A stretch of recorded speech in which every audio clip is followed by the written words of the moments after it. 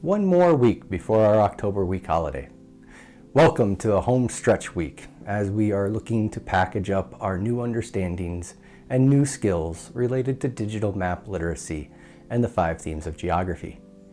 This week's class time will be given over to you to finalize some of your pre-production inquiries and plans, strengthen conceptual connections, organize your ideas, thoughts, and build your visual multimedia presentations.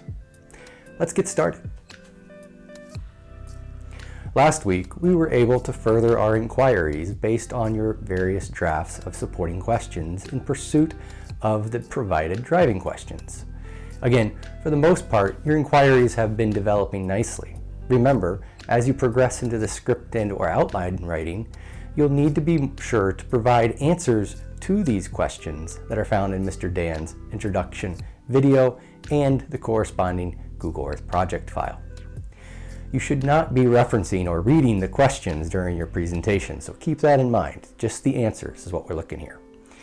Many of you have already moved on to develop your scripts and/or outlines based off of the answers to your supporting questions. With this said, make sure you are using the concept project log in order to explain the concepts and match these concepts up with the 5 geographical themes. In addition to defining concepts and matching them to one of the 5 themes, this document also provides a very important task for you to complete as you are developing your answers and drafting your script. In the 4th column of the table, you need to explain how Mr. Dan experienced the specific theme that you've listed by relating an example from his video or Google Earth project file. In this manner, you are ensuring that your conceptual focus is used to help reveal how Mr. Dan experienced the theme. This explanation is what goes into the 4th column for each concept entry on the concept log document. As you use your answers from the inquiry and connect these answers to the concepts through the examples from Mr. Dan's video and project file, you are ready to draft your script and outline. And again, if you are working off of your properly completed inquiry exercise and project log document, you can be confident that your presentation's content and explanation is aligned properly with the project rubric's description. Let's quickly take a glance at the project rubric before we transition to this week's timely tech tip. In the previous weekly Segway video and in subsequent feedback conversations with you, I discussed how to move from emerging to mastery in relation to asking supporting questions. If you'd like to reference that segment, please click the link in the corner. Now, let's discuss how to move from emerging to mastery in relation to the 2nd row in the rubric, focusing on using geospatial digital tools to provide conceptual explanations using examples from Mr. Dan's video and project file. The main thing to keep in mind in relation to this process is to ensure you are connecting the concepts from your concept log to Mr. Dan's video project file as you explain your answers from the inquiry exercise.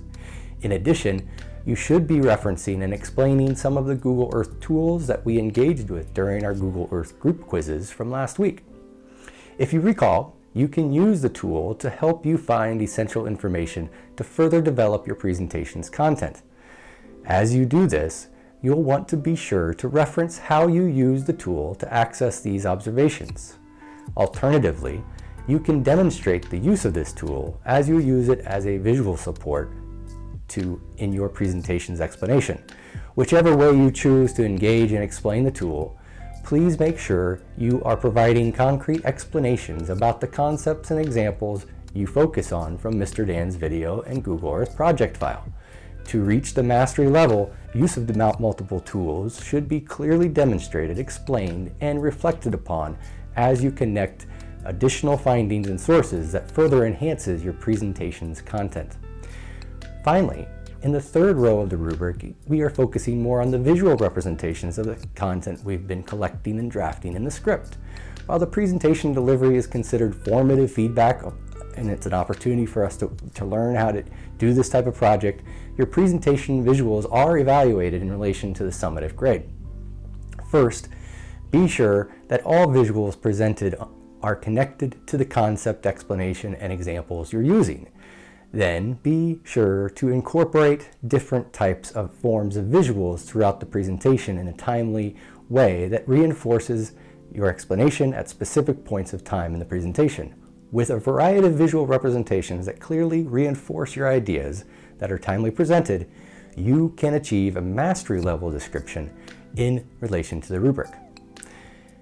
Now that we have reviewed the expectations for your presentation, let's take a look at this week's timely tech tip that will provide some ideas about how to go about collecting, organizing, capturing, and delivering your content and visual representations.